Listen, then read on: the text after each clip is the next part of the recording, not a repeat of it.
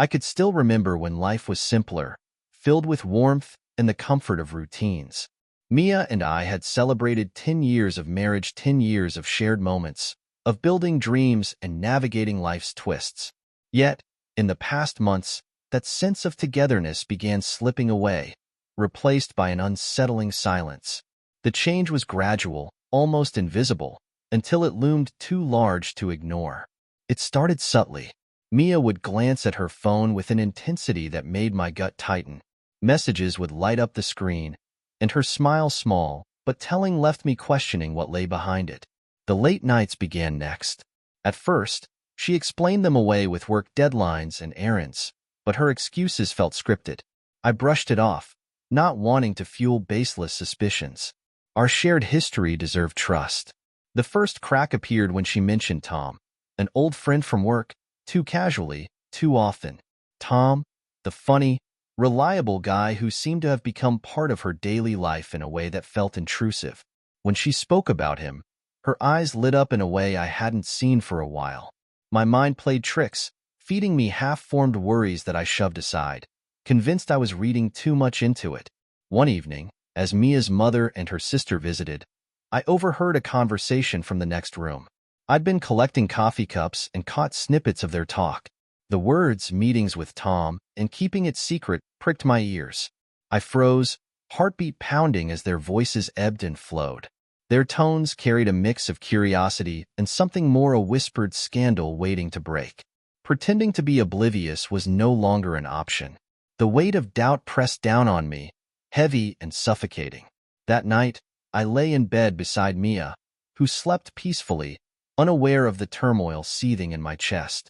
The distance between us, no more than inches, felt like a chasm. My thoughts spiraled, questioning everything. How long had it been going on? Was this just a flirtation, or something deeper? Memories of moments that once seemed ordinary, her laughter over a text, her eagerness to leave for the office, now felt like evidence. The signs were there, I realized, but I had chosen to ignore them, afraid of what confronting them would mean. The next morning, I resolved to find out the truth. I couldn't accuse Mia without proof. That would only lead to denial and more secrecy.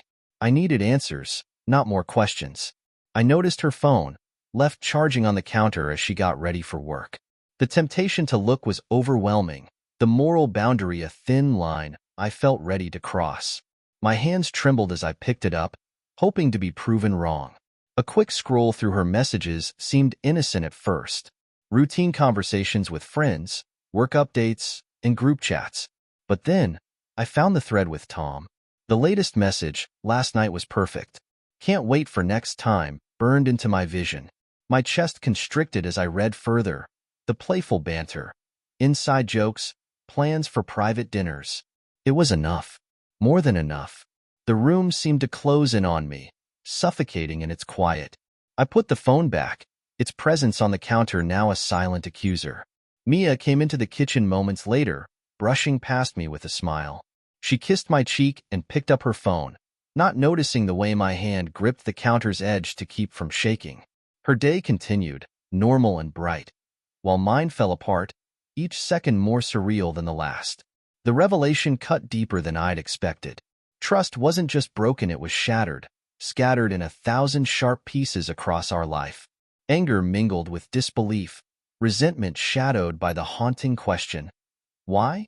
I wanted to confront her, to let the fury burst forth, but knew it was too soon. Acting on impulse might give her the power to weave excuses, to make this into some misunderstanding. No, I needed to think, to prepare. As the morning passed, the path ahead started to form in my mind.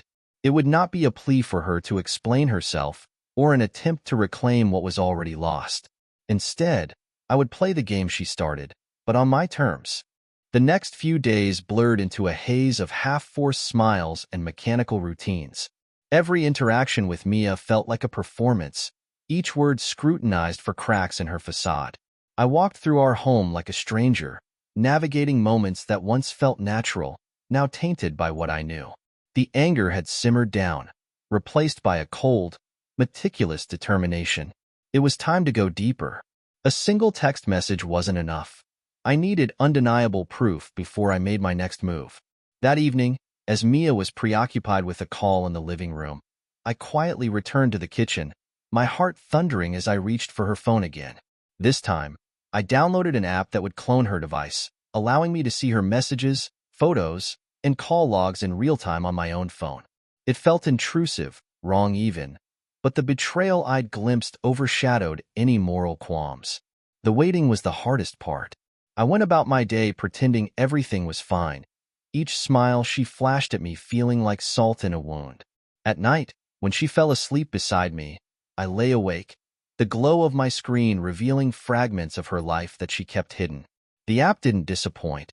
Conversations scrolled up one after another, filled with flirtatious exchanges, coded phrases, and inside jokes with Tom that cut deeper than any wound. "Meet at our spot tomorrow," one read. His response came swiftly, "Can't wait to see you." My mind raced. Our spot? Did they have a place they shared, a restaurant, a park? The realization of how intertwined they were left me feeling hollow. This wasn't a lapse in judgment. This was a deliberate, ongoing betrayal. One day, as Mia left for work, I decided to follow her. It felt like stepping into the life of another man, someone consumed by doubt and paranoia. I trailed behind her car, staying far enough to remain unnoticed, my pulse pounding with each turn. Eventually, she pulled into a cafe on the edge of town, a cozy place we used to visit during our early years together. That hurt more than I expected. From across the street, I watched as Tom arrived, casual and confident. He sat opposite Mia, their laughter visible even from my distance. She reached for his hand, a touch that spoke volumes. I felt my stomach churn as the truth settled in, undeniable and merciless. It wasn't a fling. It was a relationship that had taken root deep enough to mimic the rituals of love and commitment. I snapped a few photos with my phone, evidence that would anchor my confrontation when the time came. The cafe visit felt like the final puzzle piece clicking into place. The texts, the laughter, the touch. Each piece built a clearer picture of the depth of her betrayal. The illusion of our life cracked beyond repair as I stood there, a silent witness to the undoing of our marriage.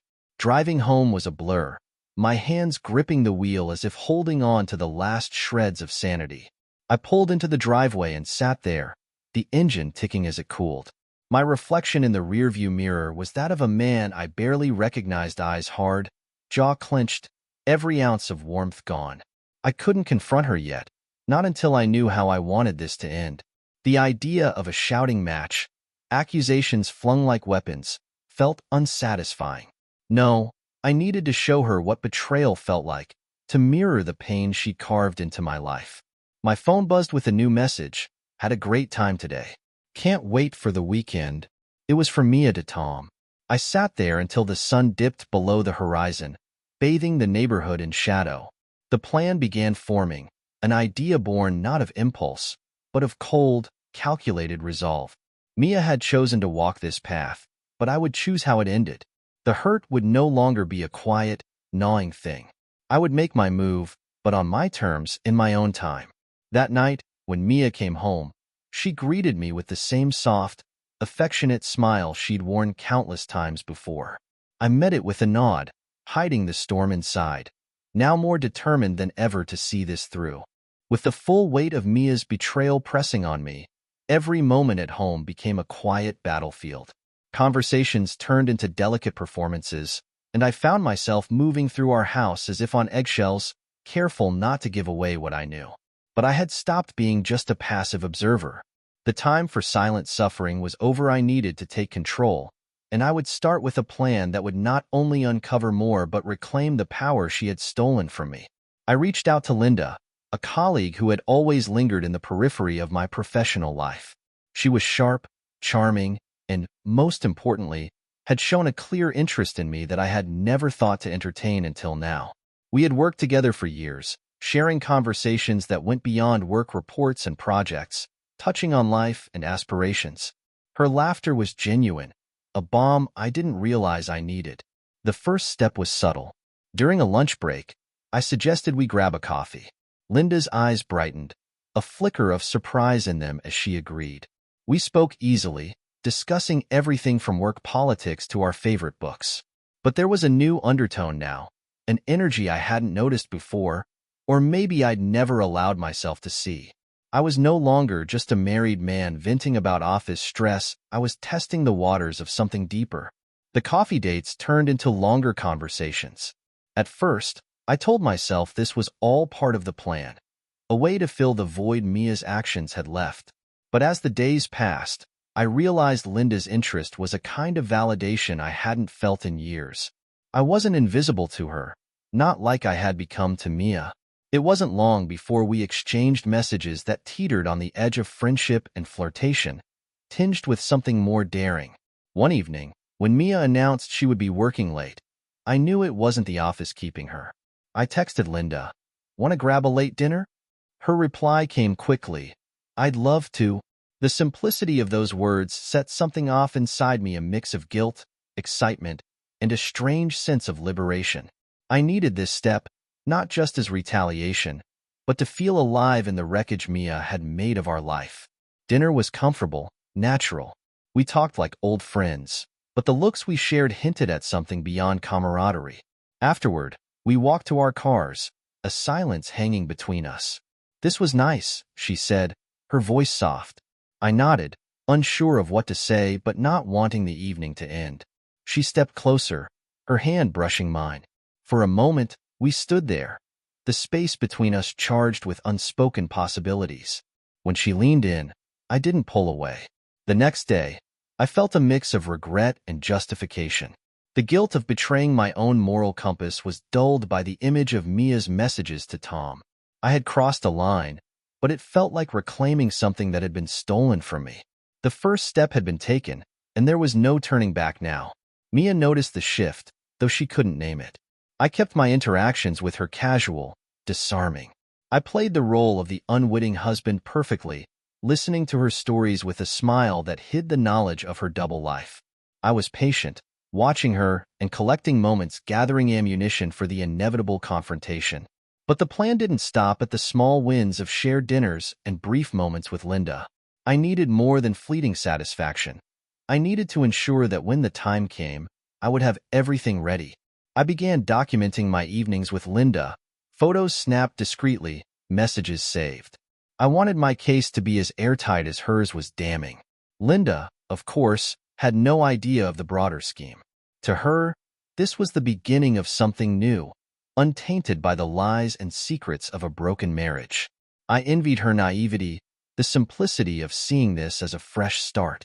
For me, it was a means to an end, a final act in a play I hadn't chosen to be part of. As weeks passed, the tension built. Mia grew more confident, her late nights and secret calls increasing. She had no idea I was playing my own game, that the husband she believed she had fooled was watching, plotting his move. One evening, as she left for yet another work meeting, I sent Linda a message, asking her to meet at my place. It was time to raise the stakes. When Linda arrived, the light in her eyes was genuine, trusting. I welcomed her in, the weight of the night heavy between us. This wasn't just an affair anymore, it was the turning point. And soon, Mia would know the full extent of what it meant to be betrayed. The next phase of my plan unfolded with a simmering intensity that left little room for hesitation. Each day, I balanced the delicate act of pretending life was unchanged while pushing the boundaries of what I was willing to do. Mia moved through her routine with practiced ease, unaware that the ground beneath her feet was cracking. Meanwhile, my time with Linda grew more involved, the initial pretense giving way to genuine connection. I didn't expect to find comfort there, but the comfort became a fuel I needed. Mia's late nights and evasive explanations didn't falter. The illusion of her double life emboldened her, and that suited me just fine. I kept gathering details, cataloging every piece of evidence like a meticulous architect building a case. The cloned phone app continued to feed me a stream of messages between her and Tom, each one cementing my resolve. The tone of their exchanges had shifted from playful to openly intimate. Phrases like "thinking of last night" and "next weekend at the cabin" turned my blood cold but sharpened my focus. One evening, after receiving another notification that Mia was with Tom, I called Linda over under the pretense of needing company. By now, She had become familiar with my living room, and the easy laughter we shared began to feel more than just a game. This time, she brought a bottle of wine, and we settled into a rhythm of conversation that danced dangerously close to honesty. "It's nice being here with you, Alex," Linda said, her voice dipping as she met my gaze. The warmth of her hand on mine sent a pulse of emotion through me, part guilt, part exhilaration. I knew this wasn't fair to her, that she deserved the truth about why we were here. But as the evening stretched into the early hours, explanations felt unnecessary. In that moment, I let myself forget why this had started. I was no longer just the betrayed husband exacting revenge. I was a man rediscovering what it felt like to be seen. The following week, things escalated further. Mia's confidence reached new heights, and she announced she'd be leaving town for a work seminar. The lie was as transparent as glass, and I nodded, suppressing a smirk. "Take care," I said, pressing a kiss to her cheek that felt more like an exit line than affection. The moment her car left the driveway, I invited Linda over again, this time prepared for more than just conversation. I needed Mia to return to a scene she couldn't deny, an image that would reflect her betrayal back at her. Linda's arrival was marked with laughter that filled the empty spaces Mia had left. This time, there were no subtle glances or hesitant touches. We shared a moment of closeness that, though tinged with the knowledge of its inception, felt real. The guilt came after, coiling in my chest as Linda rested against me, oblivious to the storm she had stepped into. I watched the clock, knowing Mia would be back by morning. As dawn crept over the horizon, I asked Linda to stay a little longer. She nodded, eyes soft and unknowing, trusting me. When Mia returned home unexpectedly early, the look on her face as she stepped into the living room was everything I had anticipated. Shock rippled through her, eyes wide as they fell on Linda and me. A charged silence filled the space before she found her voice. "Alex? What is this?" The tremble in her words hinted at fear, disbelief. I stood up, my expression a mask of calm. "Funny," I said. "I could ask you the same thing about your time with Tom." The color drained from her face, and I took a step closer. "Did you think I wouldn't know? That you'd slip through my life unnoticed while you played house with someone else?" The anger that had simmered for weeks surfaced, controlled but cutting. Mia's expression shifted from shock to defensiveness. "You don't understand," she started, but I cut her off with a raised hand. "Save it, Mia. I don't need your excuses." My gaze flicked to Linda, whose face mirrored confusion and hurt.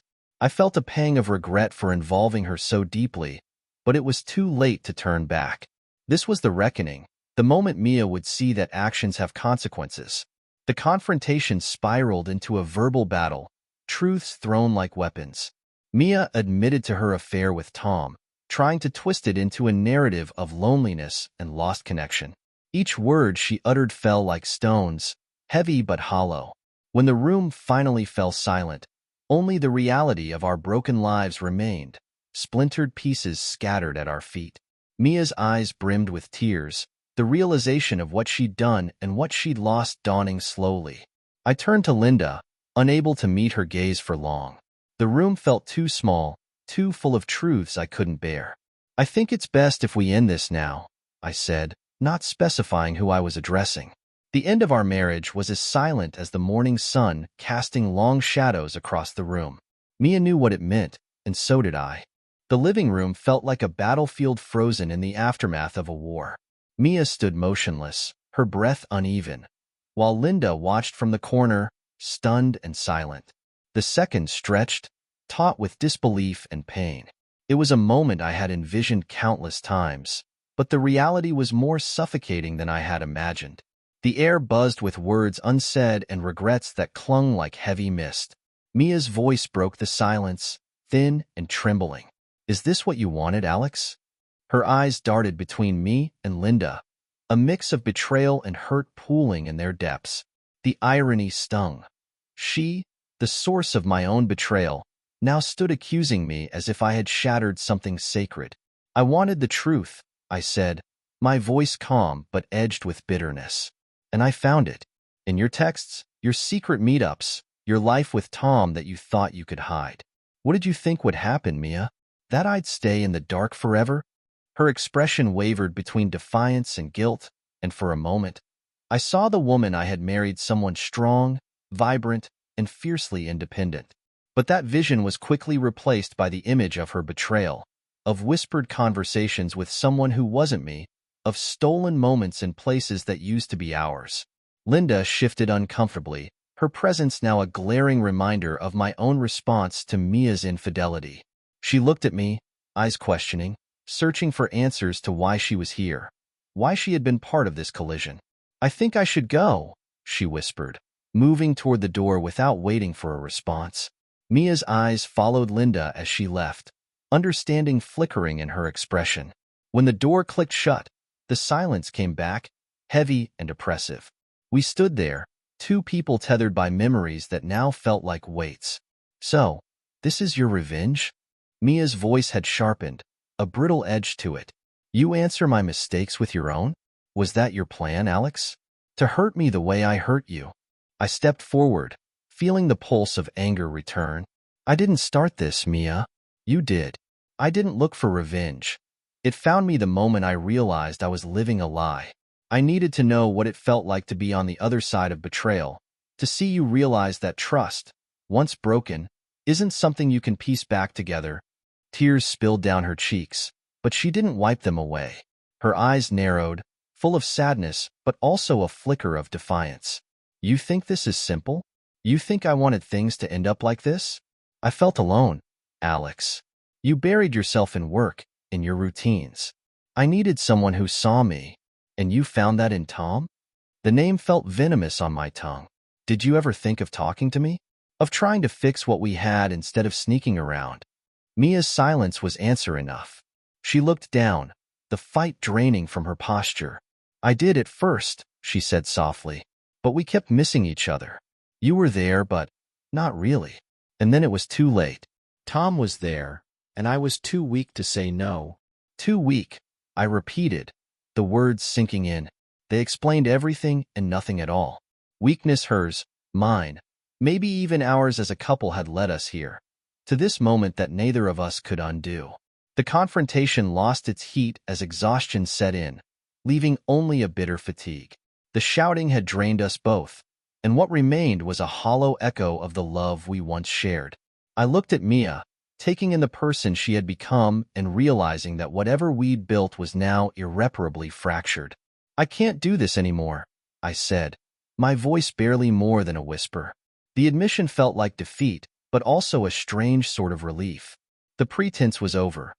There was no more script to follow, no more lies to uphold. Mia nodded, a small, resigned motion. Her eyes met mine, full of unspoken apologies, but I couldn't take them.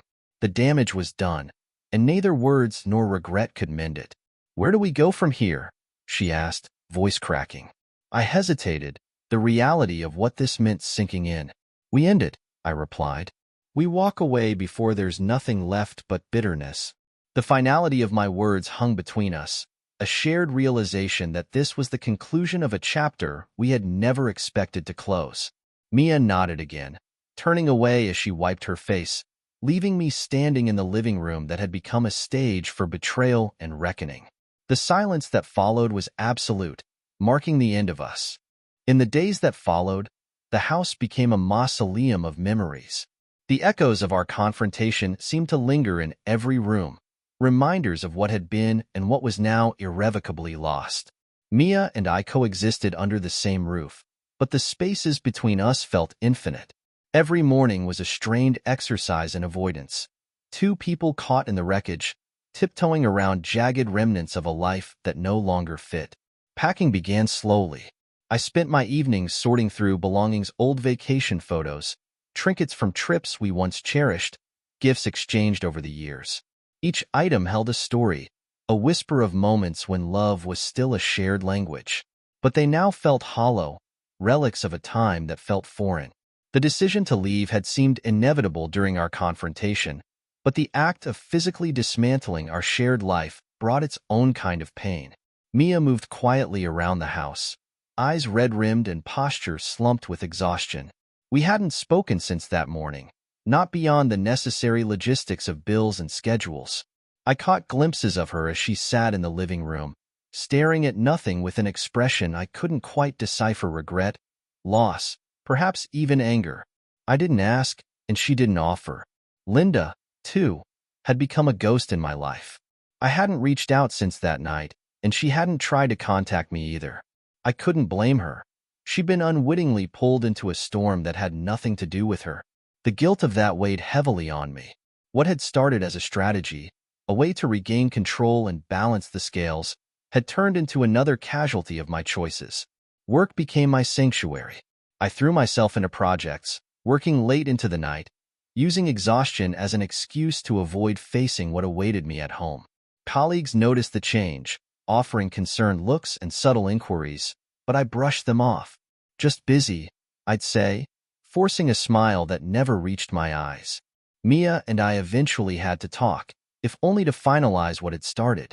One evening, she approached me in the kitchen, her voice tentative. "Alex, we need to discuss the next steps." I nodded, unable to look at her. "I know." We sat at the table, a place where we'd shared countless dinners and conversations that now felt like distant echoes. The discussion was practical, void of emotion. What to do with the house, how to divide assets, the logistics of disentangling lives that had been woven together over a decade. When the conversation turned to finality, Mia's voice faltered. "Do you think we ever had a chance, Alex? Or was this always where we were headed?" The question hung between us like a cold draft. I met her eyes for the first time in days, searching for the right answer. "I don't know," I admitted. "Maybe we did, once. But somewhere along the way, we stopped seeing each other." She nodded, tears welling up again. "I'm sorry," she whispered. "For everything. I wanted to feel something: anger, sympathy, even a flicker of forgiveness, but I was spent." "So am I," I replied, the words as empty as they felt. Mia moved out a week later. The day she left, I watched from the window as she loaded her car, the weight of her belongings reflecting the burden we'd carried together. She looked up once, catching my gaze through the glass. For a moment, it seemed like she might say something, but then she turned and drove away without looking back. The silence that followed was profound. The house, stripped of her presence, felt both liberating and suffocating. I stood in the empty living room, now just a shell echoing with memories, and felt the full weight of solitude press down on me. This was what I wanted: a clean slate, a new beginning without the shadows of betrayal. But the emptiness also brought questions that gnawed at me. Had I won, or had I just lost differently? Linda reappeared in my thoughts, a reminder of what was left unfinished. One evening, weeks later, I dialed her number, heart pounding as I waited for her to pick up. "Alex," she answered, surprise tinged with something I couldn't read. "Hi, Linda," I said, my voice soft. "I know I have no right to ask this, but could we talk?" A long pause followed, then a sigh. "Maybe," she said, "but not tonight. We both need time, I think." "Okay," I agreed, feeling the sting of her words but understanding their necessity. Time was what we all needed, even if it was the one thing I wished I could bypass. In the weeks that followed, the ache began to dull. I settled into a new rhythm, one that was mine alone. The life Mia and I had built was gone, swept away by choices we'd both made. All that remained was to move forward, one step at a time, into an uncertain future. The first morning alone in an empty house was strange, almost surreal. Sunlight streamed through the living room windows, illuminating the corners where picture frames used to hang. The absence of Mia's presence was palpable, and for the first time in weeks, the silence was comforting. It no longer felt like an accusation. It felt like a clean slate. I immersed myself in new routines, small acts that reminded me life goes on.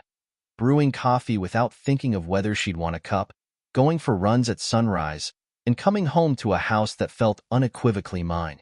The old habits dissolved slowly, replaced by tentative steps toward a future I was beginning to craft alone. Work was still my refuge, but it no longer held the urgency it once did. Projects were still there, deadlines still loomed, but I approached them with a steadier mind. I even joined colleagues for drinks after work, something I hadn't done in years. I found laughter where I didn't expect it, felt lighter, less encumbered by the memories that had weighed me down. One evening, after a particularly good day at the office, I sat in my living room with an open book and a glass of whiskey. The room was dark except for a warm pool of light from the lamp beside me. My phone buzzed, cutting through the quiet. It was a message from Linda. "I've been thinking about you. Are you free to talk?" My chest tightened, not with regret but anticipation. I responded, and minutes later, her voice filled the room. We spoke for an hour, carefully navigating the past and our roles in it.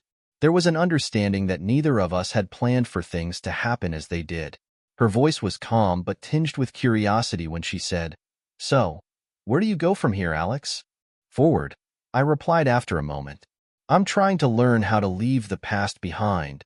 A pause, then she said, "Good. We all need that." We ended the call on a note that wasn't closure, but something better, a beginning. The next few weeks turned into a period of gradual rebuilding. I decluttered the house, boxing up old memories that felt more like weights than mementos. Photos, souvenirs, and keepsakes that once meant everything were placed into storage.